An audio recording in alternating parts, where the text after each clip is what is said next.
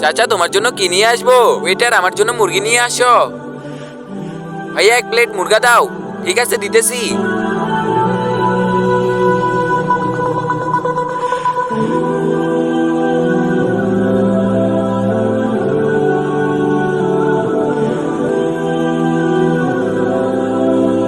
আরে ভাইয়া আপনি কি দেখতেছেন আপনার হোটেলে যে কি হচ্ছে? কি হয়েছে?